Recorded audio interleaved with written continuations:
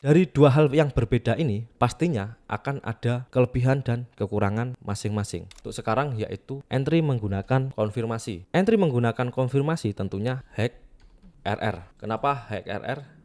Jika agresif itu stop loss di bawah zona, jika kita menggunakan konfirmasi, stop loss kita di area supportnya dan otomatis RR kita itu tinggi karena stop loss kita tipis seperti itu. Yang kedua yaitu multi time frame. Sudah saya jelaskan di awal tadi, jika agresif itu cukup satu time frame, untuk konfirmasi itu multi time frame. Jadi tidak bisa berpatokan di satu time frame, harus menggunakan beberapa time frame. Untuk apa tujuannya? Untuk mencari konfirmasi ini tadi. Semisal kita menemukan suatu momentum di tren hacknya atau tren besarnya, kita perlu turun time frame untuk mencari konfirmasinya. Seperti itu. Oke, yang ketiga yaitu jika kita entry menggunakan konfirmasi, tentunya hack win rate.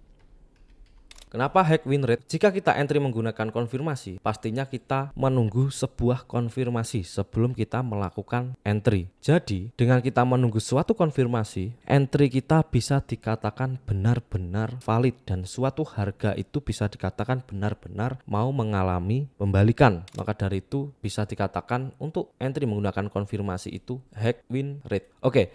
Ini adalah salah satu kelemahan untuk entry menggunakan konfirmasi. Apa itu? Yaitu sering ketinggalan momentum.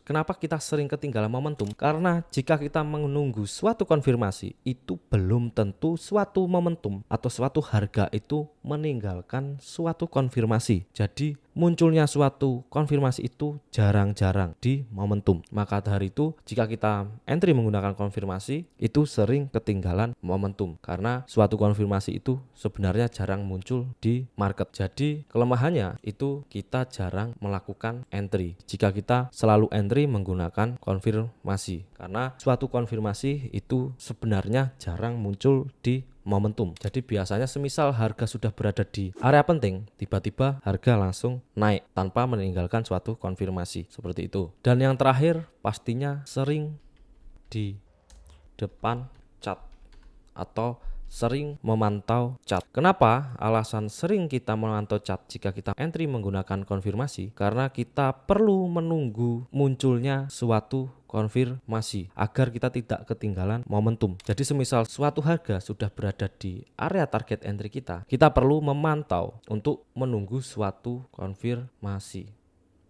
Atau biasanya semisal kita sudah punya rencana di sini, kita mengaktifkan alarm. Jadi semisal suatu saat